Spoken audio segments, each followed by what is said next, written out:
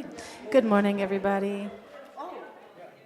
To this day, I read some Russian, some German, Why don't you and some German. feel free to stand and sing with us the chant for the seasons, the summer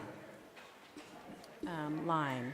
And it's on 73, or no, it's not going to be up there still. You'll have to look at your book. 73, chant for the seasons.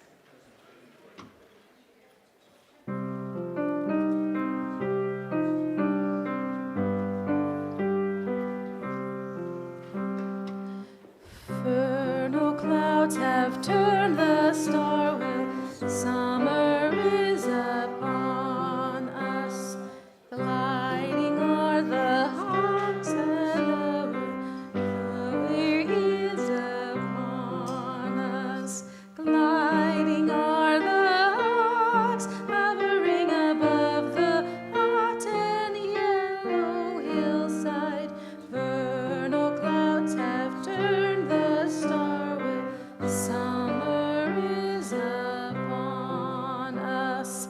Crickets in the night, chirping in our ears, the sound of moonlit music. Vernal clouds have turned the star wheel. Summer is upon us.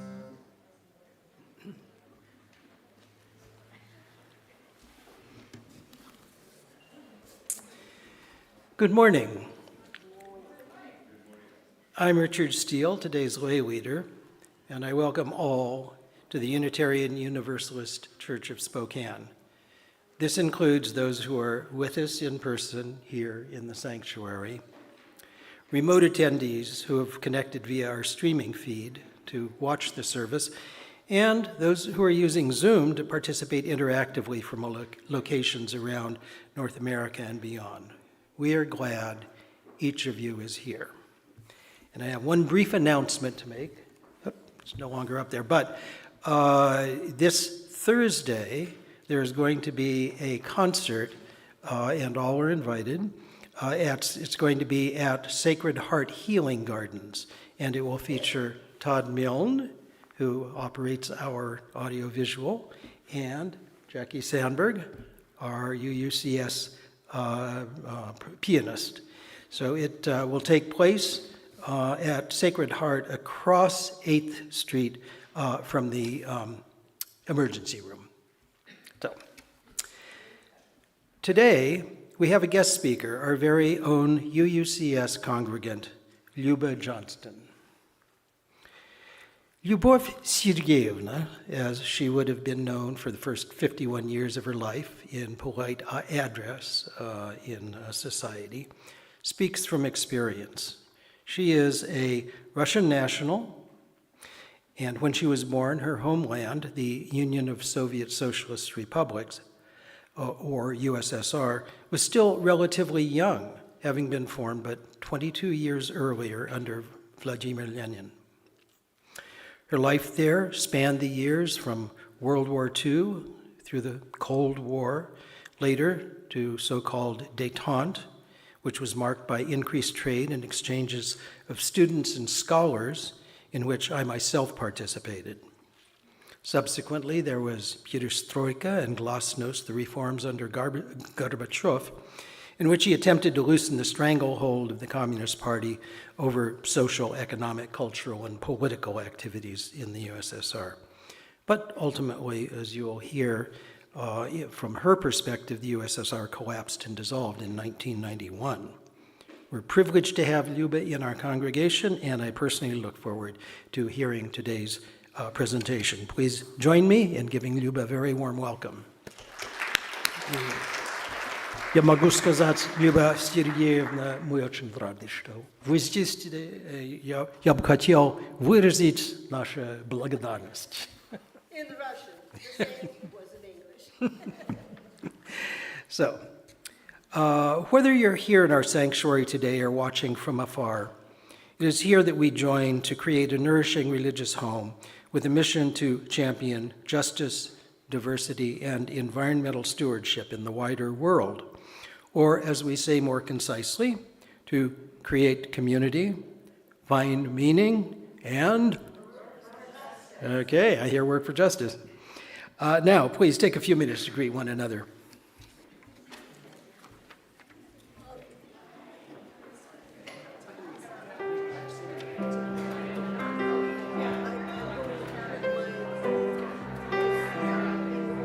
Okay. I'll just put this stuff over here. Over here. Yeah. And the Great. glasses, because this is good print. I can read without, but Yeah. I cannot read without. I see that. That's a little bit smaller. This is smaller. Yes. Yeah, I was okay. saving paper. Okay. Give me a call next time. I'll print it up on larger print so it's easier for you to read. Okay. I'm just going to touch bases with you. Oh, yes, yes.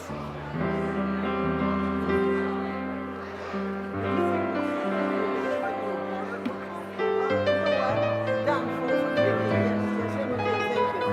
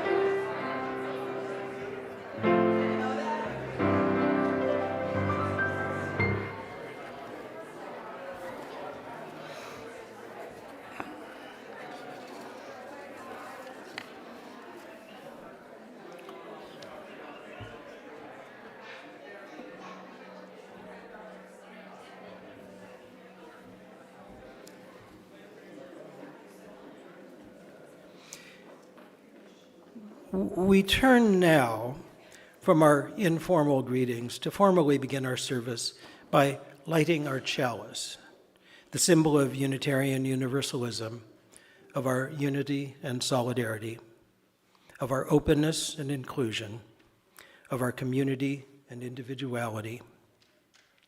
May this small flame be an offering of warmth to those who are cold and alone, and a light to those in darkness. May it be a flame that ignites justice in our world and a beacon of hope to those in need.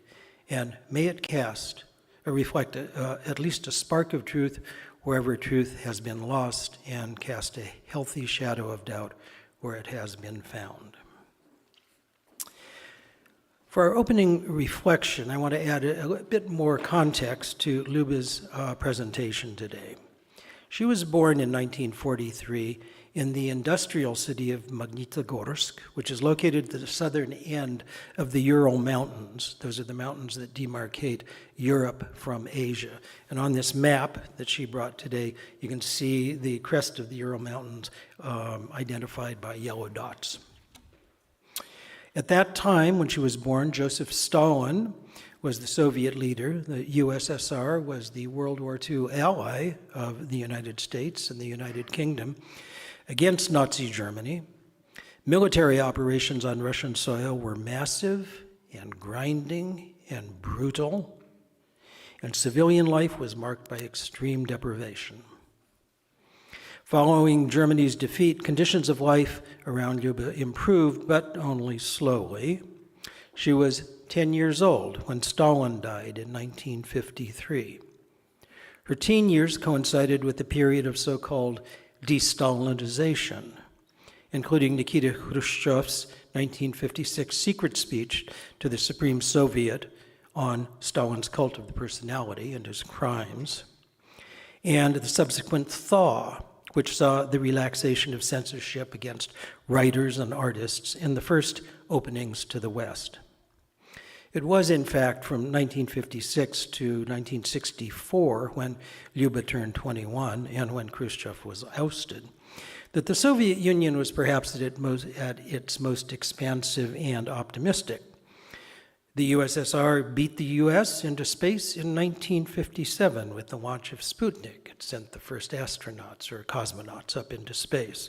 In 1959, Khrushchev engaged Nixon in the so-called kitchen debate and predicted that Soviet standard of living would overtake that in the US in coming years. But that was not to be. The bombastic and mercurial Khrushchev was ousted in a Kremlin power struggle and replaced by the conventional and pedestrian and, over time, increasingly sclerotic Leonid Brezhnev. His 18-year reign through 1982 would see the economy stagnate, leaders ossify, and eventually the Communist Party unable to accommodate demands for greater autonomy and freedom, both from within the Soviet Union and from the client states in the Warsaw Bloc, East Germany, Poland, Hungary, Czechoslovakia, and then again in the 1980s, Poland. In 1989, the Berlin Wall fell, and in 1991, the USSR dissolved. These events provide the backdrop for Luba's presentation.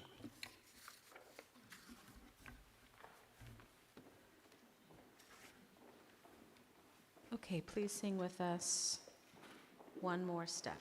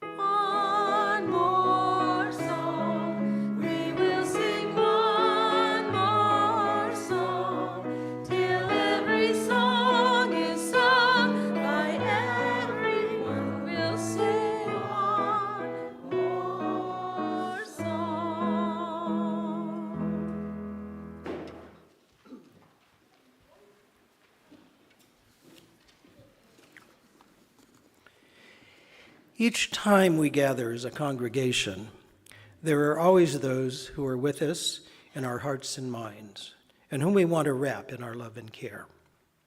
We light a candle for them this morning. We light a candle for the people of Ukraine who are fighting and dying to protect their homeland against the Russian war of aggression. And we mourn all the innocent victims of military violent activities in the Mideast, whether in the Gaza Strip, or the West Bank, the State of Israel, Iran, Lebanon, Syria, or beyond. We also hold in our thoughts all those in our country living in terror of ICE raids, being conducted by masked, armed, unidentified, and brutish thugs without due process, warrants, or even basic humanity. This is an administrative assault on civil society and the rule of law. That must end. Let us share a moment in silence, embracing others who are here in our hearts. You are welcome to say their names aloud. Those named aloud and those remembered in silence, we hold in our community of compassion.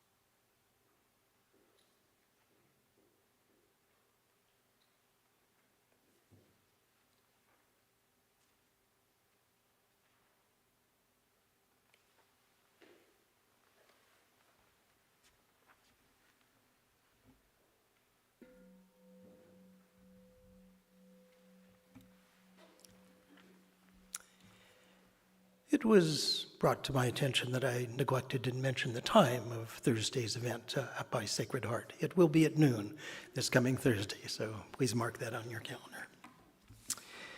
We now gratefully give and receive this morning's offering, which sustains the community and its mission to the larger world.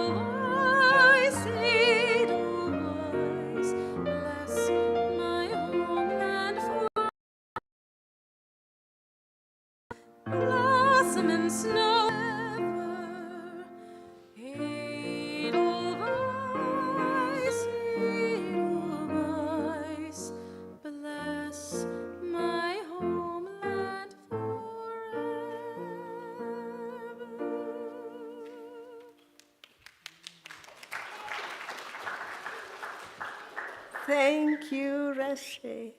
That's my favorite song from The Sounds of Music. And not only that, it's a prelude for Stories for All Ages. That's why, kids, if you want to come closer, you're welcome. I can show you something later. But if you want to stay where you are, that's okay, too. Today, my story is about flowers and their symbols. You may know that traditional Spokane Lilac Festival began as a flower show parade. In many countries, flowers became national emblems, representing the country's natural beauty, culture, and historical significance. You know the national flower of the United States, don't you? You don't? What? It's rose. Rose, rose, rose. Rose is also Bulgaria's national flower. And red poppy, the emblem of Poland, was chosen in remembrance and sacrifice of soldiers. In Austria, we heard Edelweiss symbolizes courage and love. I think everyone knows Canada's emblem, yeah? Oh, yeah, maple leaf. How about Holland? Oh, while most people believe tulip to be the national flower of Netherlands, disappointment.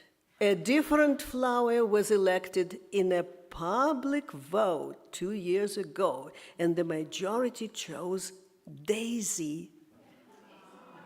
Yeah.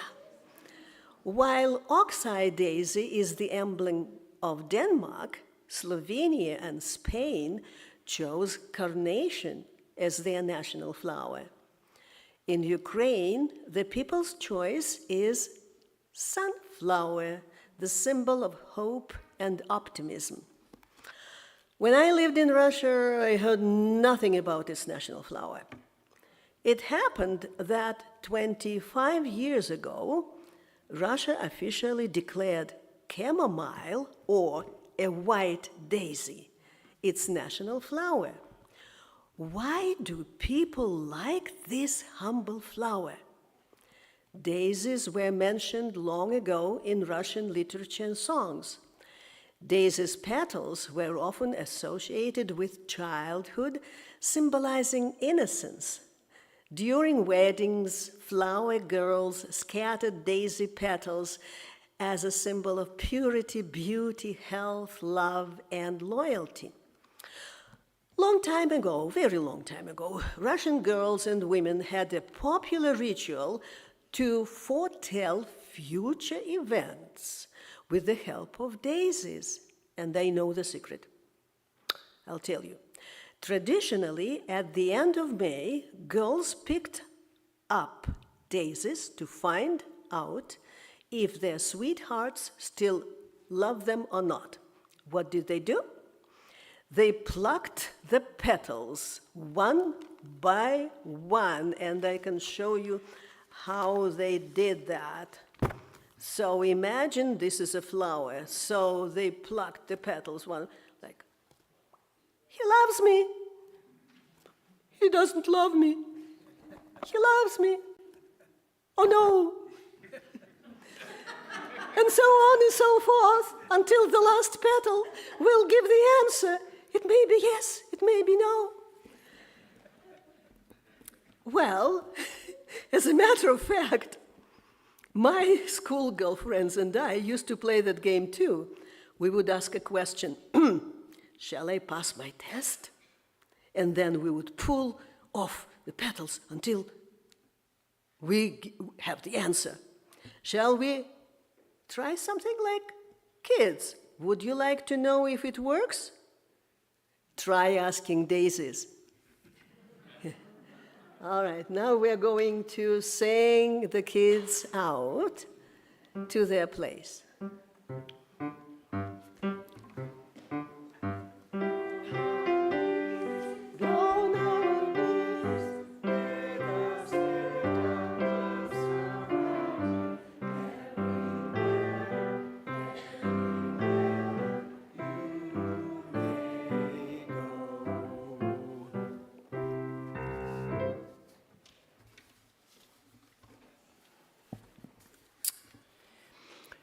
As we prepare for meditation, I invite you to find a comfortable position, relax, breathe deeply, and reflect on the words of Norman Davies, Oxford-educated European historian, from his 1996 book, Europe, A History.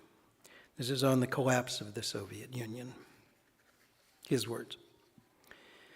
The most obvious fact of the Soviet collapse is that it happened through natural causes.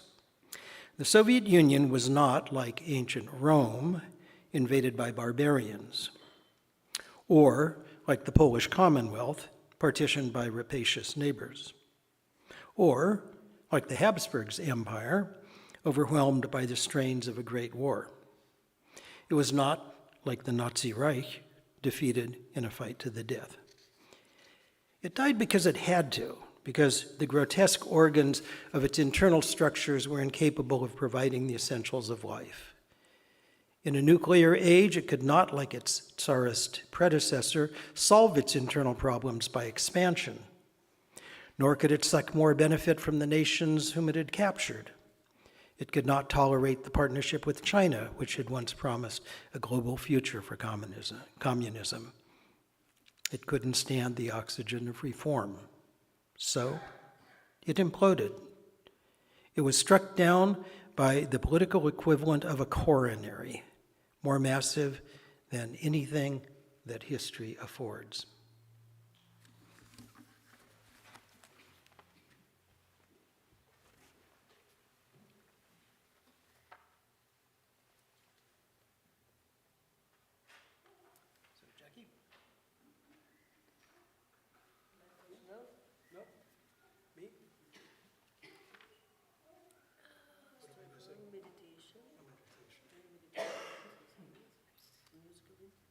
Okay, everybody meditate.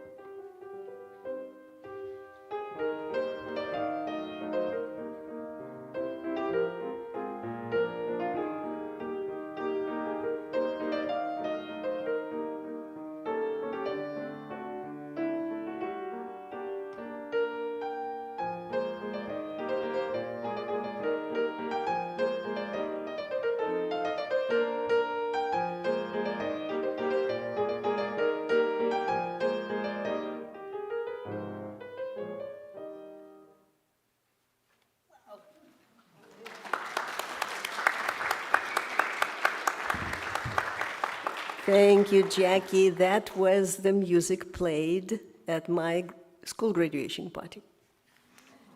Yeah. And with encouragement of our minister, Todd, I decided to have a, as Debbie said, a date with the pulpit. Yes. So anyways, people say life is a journey. My journey began in the Soviet Union during the Second World War. In 1941, my father, a musician, was evacuated with his symphony orchestra from the west of the country to the city in the Urals, where he met my mom. Sadly, Mom became a widow at the age of 29, and Dad died of pulmonary TB when I was just 6 years old. My childhood memories were not filled with warmth. I remember scary sounds of rats squeaking under the floor of a daylight basement. A communal flat we shared with our neighbors had a spacious kitchen with a loudspeaker on the wall, a tiny toilet, no bath, no hot water. Every morning I heard the hymn of the Soviet Union that sounded for me like a funeral march.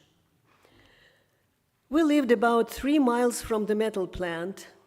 When the wind was blowing in our direction, the air, polluted by the smokestacks, brought the smell of rotten eggs. At the age of 10, I came down with active TB and missed many months of school in the process of treatment in the hospital and sanatorium. That was a very useful experience, by the way, because when I came to Spokane, I became a poster child of how Russians treated tuberculosis. Catching up with the rest of the class back there required the ability to learn a lot by heart, including songs and poems praising Comrade Stalin. We were taught Russia was surrounded by enemies, but our country was big and unbeatable. My hero was Ded Moroz, that is Russian Santa, who distributed identical lunch bags of goodies for kids on the New Year's Eve. It was a joyful time of sliding down icy hills and eating mandarins from China. College students went to dancing parties unless they were expelled from universities for their independent thinking. I loved my English teacher and hated history lessons on the advantages of socialism. I still remember the Communist Manifesto, quote, "From each according to his ability, to each according to his needs." Sounds democratic, doesn't it? The period of Khrushchev's leadership was both complicated and controversial, to say nothing of the Cuban Missile Crisis that coincided with my graduation year. On the one hand, our high school teachers promoted the value of knowledge and education. On the other hand, the government did its best to protect us from very bad news, like a terrible mass execution of the workers in Rostov region, and the news about a radioactive spill at the nuclear facility that happened to be not very far from my city. While international community denounced the entry of Soviet troops into Hungary and Czechoslovakia, only 8 people came to the Red Square with a protest. Even though many people were not happy about the Soviet Union actions, there was no resistance to injustice. Understandably, political activism in the country was effectively suppressed. Discipline reigned everywhere. Don't ask, say and do as you are instructed. I felt a strong dislike for the uniformity and the censorship and the centralization that ruled every aspect of life. I just remembered that what was funny about apartments that we lived in. The central heating apartment was regulated by the city, no matter what the temperature outside was. It may be very hot, and the heat was blasting still in our radiators.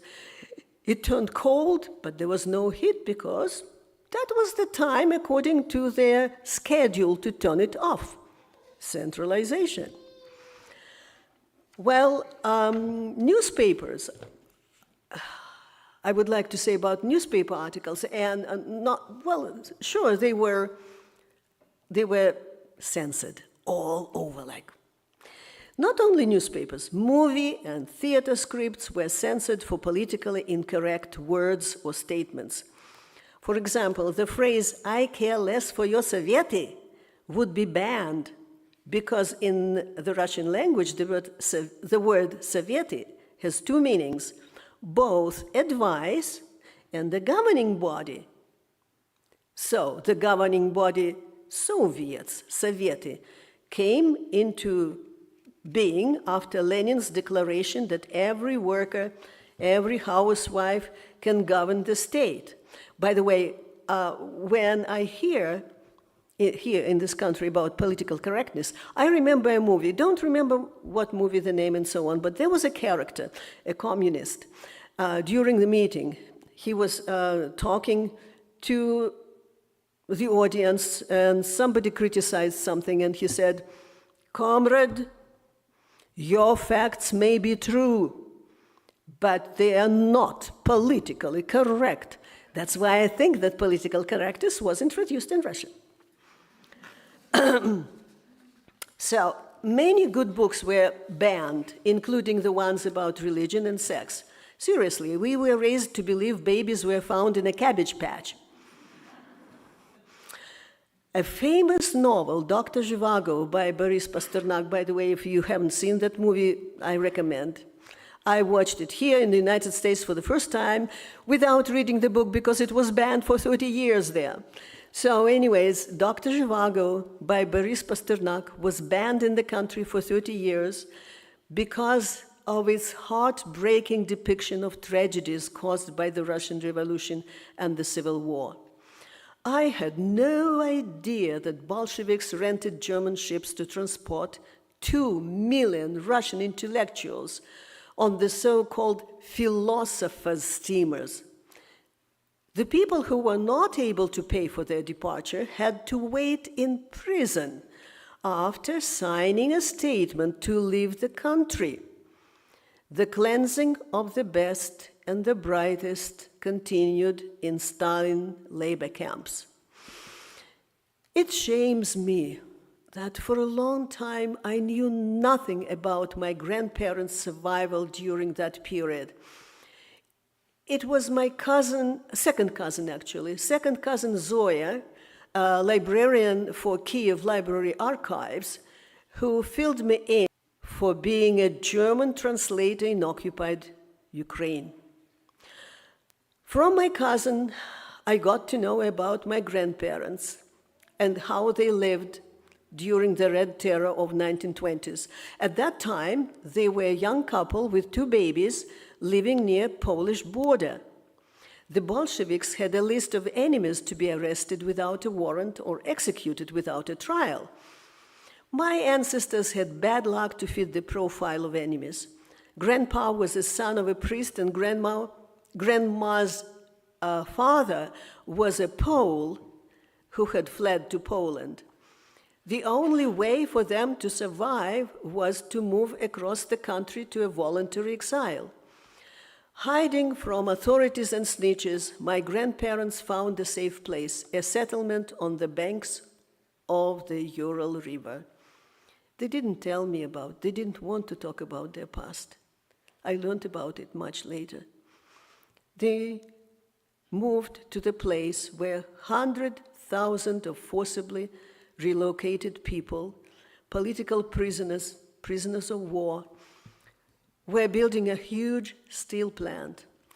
Regretfully, the memory of 10,000 people buried in mass graves was erased soon, because for the Soviets, it was more important to glorify the victory in the war and its leader.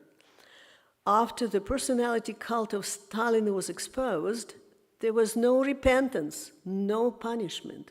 In fact, Stalinism never died. I know many people still justify the dictator. I disliked Victory Day parades, blooming with red flags, large portraits of the party leaders, and the slogan to catch up and outrun the United States of America. For a good reason, the first satellite and the first Russian astronaut in the orbit were hailed as the greatest victory of socialism. And then Vietnam War made the US even an easier target for criticism. To tell the truth, life was predictable in the USSR. You know, there was no rampant homelessness, no unemployment. People without jobs were called parasites and served a mandatory labor for the community. Certainly, there were people in the country who were more equal than the others, but most of us had similar standards of living. According to a Russian-born British journalist Kissin, the answer to poverty was the equivalent of helping wheelchair users by cutting the other people's legs off. So what to do? We found consolation in the sentiment, we might be poor, but great in our spirit and souls. The majority, being extremely susceptible to communist propaganda, believed the Soviet Union was a brotherhood of nations, despite unjustified relocation of ethnic groups from the western part of the country to the east before the war. The people, that majority, I don't know how to call that majority, the silent majority, they either did not know or did not care that hundreds of thousands of people were dying in packed railway boxcars on their way to Kazakhstan, Kyrgyzstan, and Siberia. My next-door neighbor, Elsa, was born in a family of ethnic Germans who lived on the banks of the Volga River. At the beginning of the war, all Russian Germans were ordered to pack their belongings within 24 hours and board a train going east. All their property was seized for the benefits of the society. Well, on a more cheerful note, the Soviet project had certain positive effect. Old tales described Russian women as submissive servants of their husbands. Soviet women got the right to vote and the right to a simplified divorce. Women acquired a paid maternity leave 2 months before and 12 months after the delivery. Equally important was a state-funded daycare, though we were not told that those free benefits had been already paid for, as the compensation for our work did not align with the market standards. The statement, "Every Soviet citizen owns everything in the country," was sometimes interpreted in a peculiar way as a permission to steal. People would take home building materials from construction sites or free produce from diners and restaurants. Perhaps that was a way of making ends meet. Soviet public health care was free, but the system was poor and corrupt. Only Communist Party powerful elite and their families enjoyed high-quality treatment. Ordinary folks gave money to medical providers, well, as a token of gratitude to grossly underpaid professionals. I truly appreciated our free higher education, despite its mandatory course on the Communist Party history. You may find it unusual, but female college students majoring for foreign languages like myself were trained to become nurses for military reserve in case the United States invades Russia. Sounds unusual. But it helped me, really. That 2-year medical course helped me to work here at the public health. So many years passed, and I benefited from that education. You may also be surprised to know the academic year in the USSR began not in classes, not in auditoriums, but on the collective farms. Free students' labor was quite helpful during harvest time. Besides, with proper supervision, the students were kept out of trouble. Occasionally, we heard rumors about dissidents sent to involuntary mental health institutions or to imprisonment. The news about individuals defecting the country was promptly hushed up, especially regarding prominent defectors like Stalin's daughter, KGB intelligence officers, or famous ballet dancers. We heard of men jumping into the ocean from cruise ships and succeeding to immigrate. Recently on YouTube, I found a story from a guy, actually a Russian guy, who did that attempt 3 times for 20 years.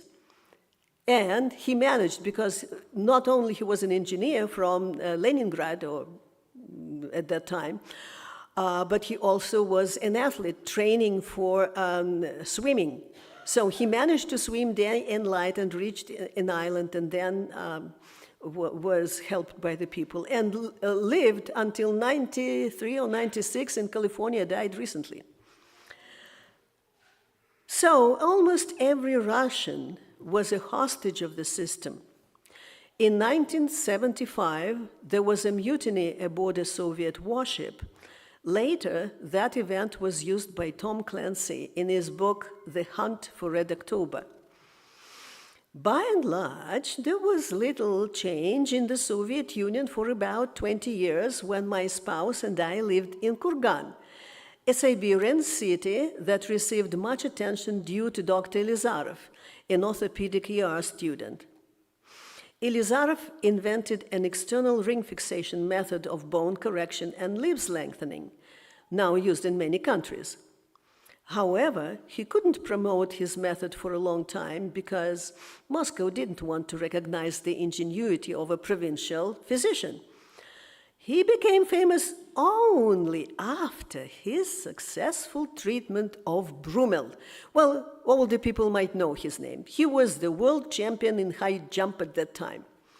As a result, the construction of a new orthopedic center began, but soon it was stopped for lack of funds. There is an intrigue story behind the successful completion of the center involving 2 famous musicians, Rostropovich and Shostakovich.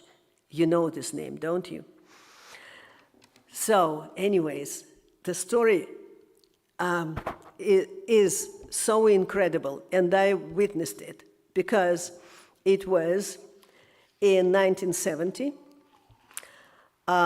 when the country was celebrating 100th anniversary of Lenin's birth. So what happened?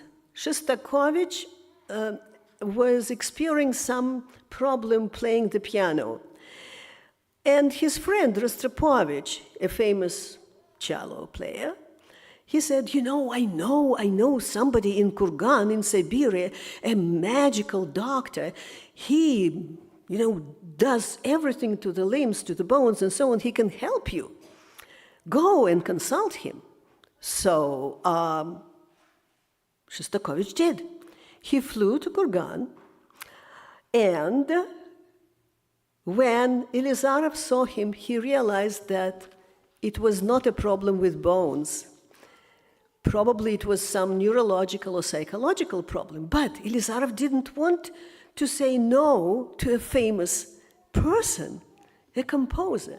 So he said, okay, we'll help you.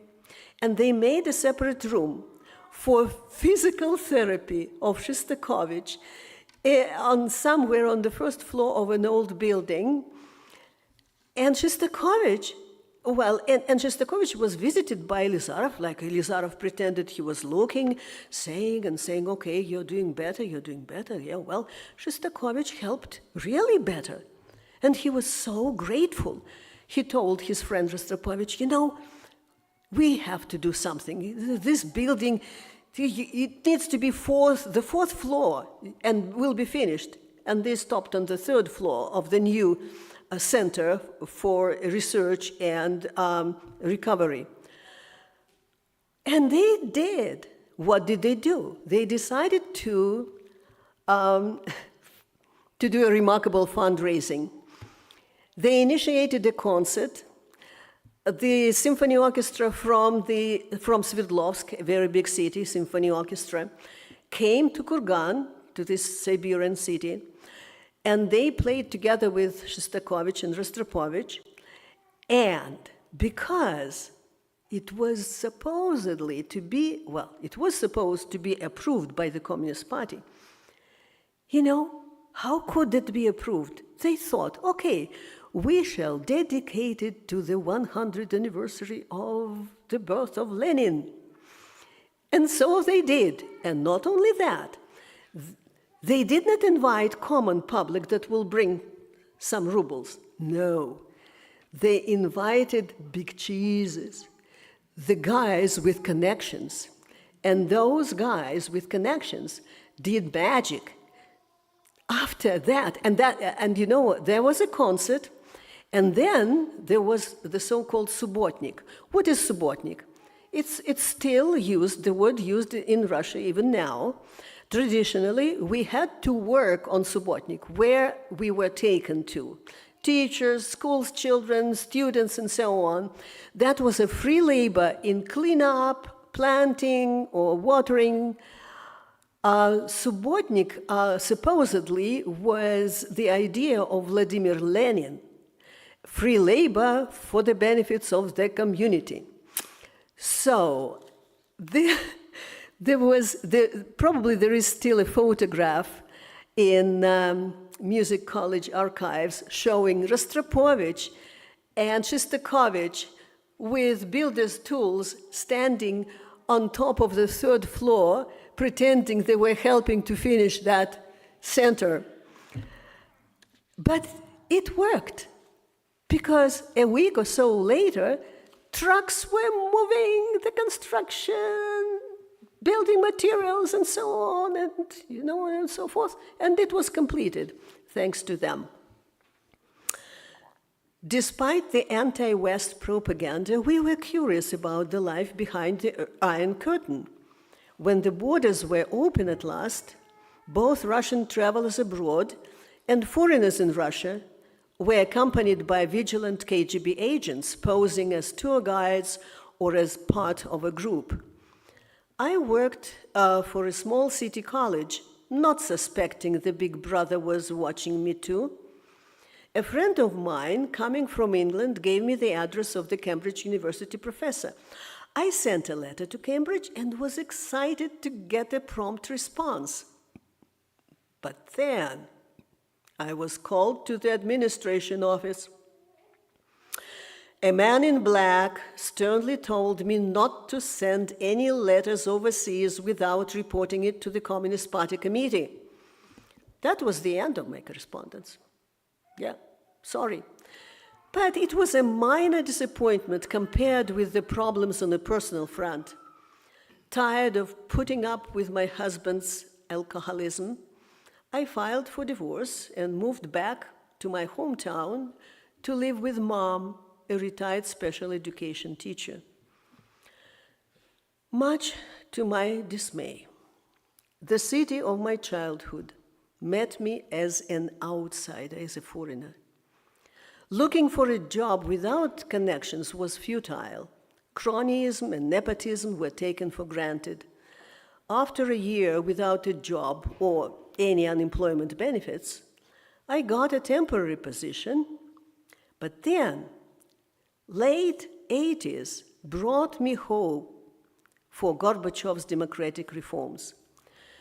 Imagine how terrified I was to watch TV reports about the coup in August of 1991.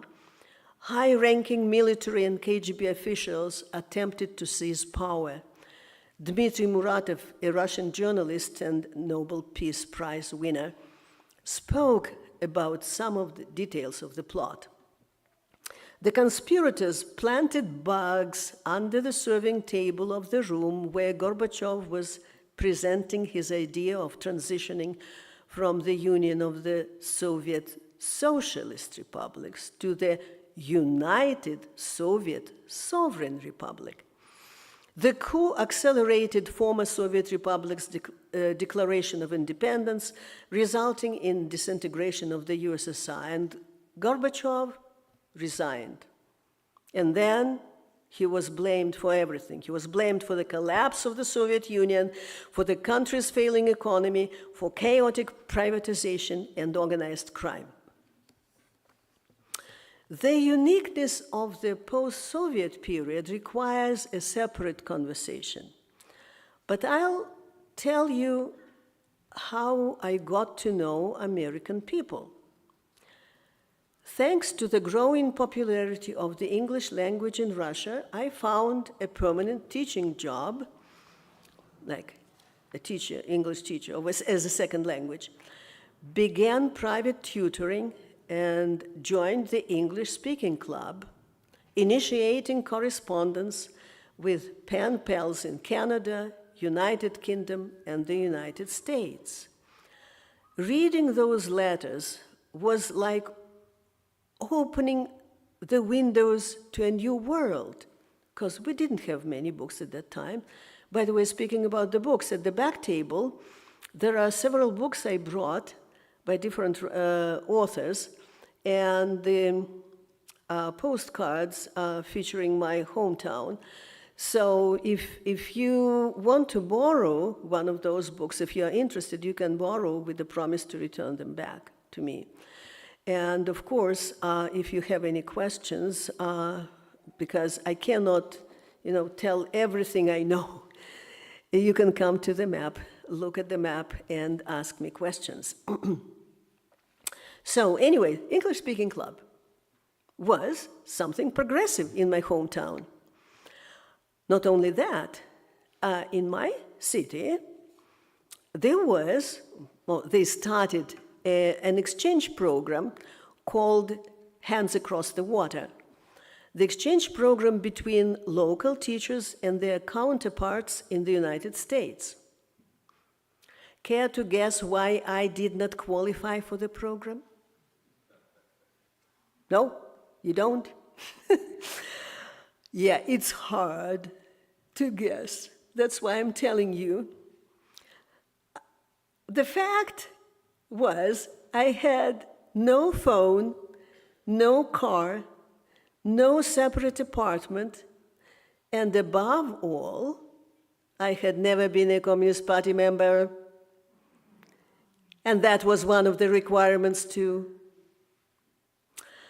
Regardless of that, I decided to volunteer as an interpreter for the American teachers during their unofficial meetings, and they loved it.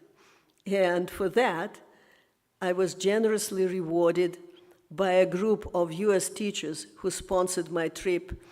And 4 weeks stay, imagine, 4 weeks stay for the first time in the United States on the East Coast. In July of 1993, I was taken to different states by my friends. And one of my friends, I'm still in very close connection. And one of the friends that was the initiator of sponsoring me to come to the United States. He was, or maybe he still works, a history teacher. So what he asked me when I was working like a volunteer, what he asked me is, I don't understand. So we have to host those that don't speak a word in English. And we cannot host you. You cannot come to our schools and tell us about your life in Russia. I said, that's life. I explained why I didn't qualify for the program. He was so mad. He said, okay, I'm going to sponsor you, and I can sponsor even a student from the English club. There was a guy. So the student We went, well, when he promised, there was invitation, official, and everything and so on. We had to go through a process. And the process is, first of all, you cannot go to any country from Russia, well, now and then, more so, without a travel passport. We had only one passport. That inside passport is something like ID, but with much more information than American ID is. For example, name, birth, date of birth, and so on, marriage, when was married, divorce, when was divorced, children, when were the children born, the address where you lived all through your life, like in that year, that here, stamp, stamp, stamp, stamp on inside passport. So to get an outside passport for traveling, you have to be vetted. What is a vetting system? Nobody was allowed to go to a capitalist country without preliminary being to one of the Soviet bloc countries, like in Europe. And I had never been abroad before that. What to do? My friends from the English club decided to help me. They had connections with the authorities at the metal plant. And those were communists, of course. So when I applied for a travel passport, they took my passport to this big cheese and said, please, please, please, put a stamp that she went to Hungary or somewhere, because otherwise she wouldn't be allowed to go to America. So the guy stamped it. I got the stamp. I went for an interview. And that student went for an interview with me too. We were interviewed by very, I would say, well, thoroughly. So the interview was asking about the position, about the salary, about the family, and whatnot. So they looked at the young man, and he was in front of me in the line, and said, no, we're not going to give you a visa to travel to the United States, because you are too young, you're a danger for defecting. That's it. So then I was after him, and they saw that he said, no. I was after him, and they looked at me, and they interviewed me, and they saw that in my description, I said that I participated in the exchange program. I did not tell them that I was participating unofficially, but the American representative at this consulate looked at that and said, okay, yeah, she participated, must be communist. Yeah. So anyway, and besides, she has a, she is old, she's almost 50, she is safe, yeah. Anyways, that's how I got my visa and got that remarkable, I would say remarkable, first experience of the life in America. But that was the experience of a visitor, of a guest. It's different. And even though I didn't have a culture shock like many people when they first go from the Soviet country to a capitalist country, they're shocked. I was not shocked. I was quite informed. But still, it was, very, very good for me. Not the same when you are living in the country. And many people from our church traveled to Russia and spent some time in Russia as guests. And I think this is different of being a guest and working there or living there. So anyway, my next trip to the United States, that was my first trip. My next trip to the United States was an account of marriage proposal from a guy in Spokane. So I would like to tell you one more story, how, sometimes people have a serendipitous event, right? So, by the way, when I applied for the visa to go to Spokane, the American guy looked at my passport, saw the stamp that I was in Hungary, that I was in the United States, and said, "Oh, it's okay." And he said, "What is the purpose of your travel to Spokane? This is some kind of city in Spokane." I said, "Well, I have friends and they want to visit their library." He opened their eyes and said, "Library? Why? What special is about library?" I did not know that something special is the view. But when I came first to Spokane, I saw the view. And I wish I knew that before. But anyways, when I was in the English club, I had very many pen friends, and not only correspondents. I met some of them, like Lisa in California. She was the one who introduced me to Steve Johnston. That's why I have the name Johnston. Lisa had an adoption agency in Russia, and she wanted me to be her agent, but I refused because I enjoyed my job, and I had lots to do, so I didn't. But we met, Lisa and I met in Moscow. And when we met in Moscow, she said, "You know, I have a request from a guy from America. He's a young student from Alabama, and because he is very young, he needs to be kind of helped with homestay. Can you arrange that? Can you organize that?" And I did. His name was Chris. So I organized, and the efforts of all the club, we were supervising him, we were helping him. He came by train, for some reason, I don't know, from Moscow, and was instructed, don't speak any English. He knew Russian. Actually, the purpose of his, according to Chris, was to immerse himself in the culture and the language to be able to speak fluently. So we found a family, Russian family. Nobody spoke English. Just the children were speaking German, the parents didn't know any languages, so, and they hosted him. Guess what? Chris appeared, and this is surprising for me, I think he was a spy, not just an ordinary student, to tell the truth. He was such a super learner. Within 1 year, he spoke fluent Russian without any accent. Then, 2 years after, because I had a part-time job at the music college as a teacher, so he joined me. We were working together in tandem.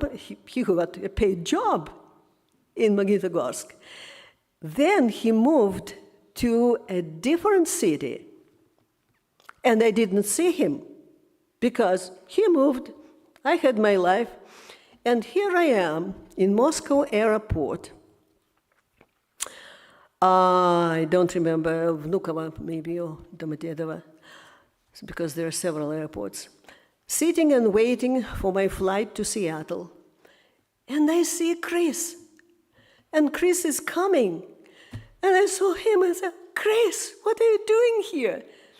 And he said, "I'm flying to visit my mom," and his mom lived in England, though his mom was American and his father was a Brit. So anyway, and he said, "And what are you doing here?" And they said, "Well, I got an invitation, and this is a marriage proposal." And he said, "Well, you know, don't be so naive. Don't think that you can trust all people, especially abroad." And I asked him, "How about you? What have you been doing?"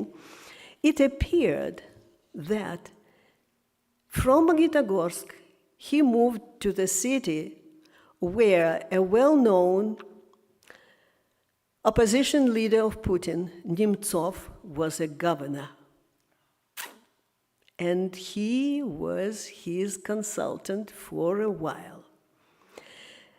So Chris gave me the address of his mom and said, if I need help, just talk to her, write to her, and so on.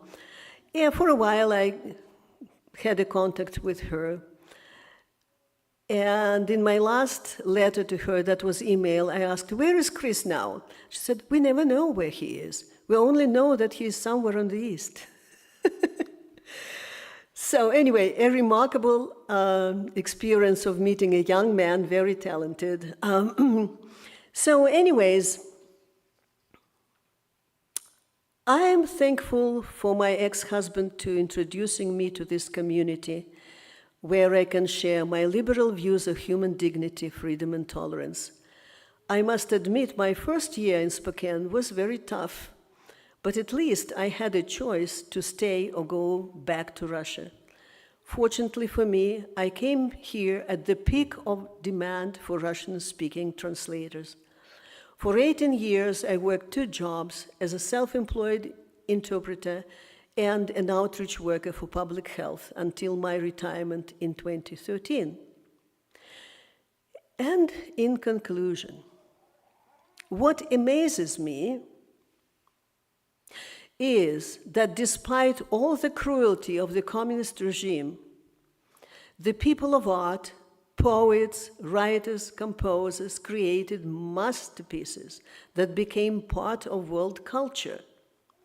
And what I find despicable is when, especially now with this nationalism, not only probably in Russia, but in the United States also, there could be awful words said. For example, recently I was on YouTube. You know what is flash mob? Yeah, you know flash mob. So I found this flash mob of music by Tchaikovsky. So I thought, oh, I am going to watch this flash mob.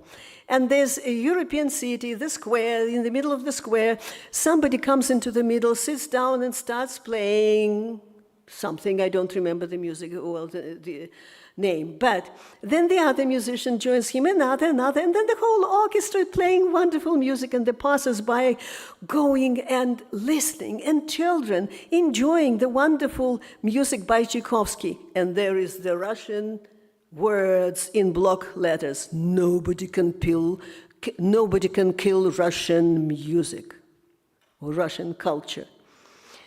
This is atrocious. I mean, who? This music, as well as poetry and novels, became a world culture.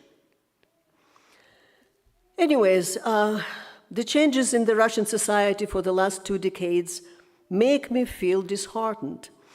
A former KGB officer, a criminal from St. Petersburg, became a president for life. During his first term, Putin promised the Russian population what they wanted to hear: law and order, security and stability. 3 years ago, he declared it was God's will to start the war in Ukraine. Putin said he would bring the country into its former glory. Sounds familiar. A famous opposition leader that I already mentioned, Nemtsov, Boris Nemtsov, was assassinated 10 years ago near the Kremlin wall. He said that Putin's goal was to occupy the neighbor's territory and to give power to the oligarchy. His warning fell on deaf ears. It happens when people don't tell truth and facts from lies. Thank you.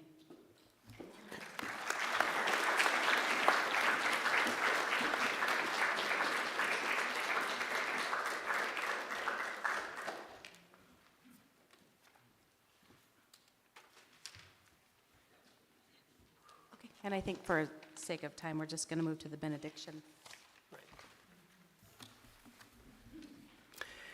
For our benediction, I offer the words of Russian nuclear physicist and father of the Soviet H-bomb, also Soviet dissident and Nobel Peace Prize laureate, Andrei Sakharov. I've always thought that the most powerful weapon in the world was the bomb, and that was why I gave it to my people. But I've come to the conclusion that the most powerful weapon in the world is not the bomb, but the truth. Amen. Blessed be. Salam alaikum and shalom.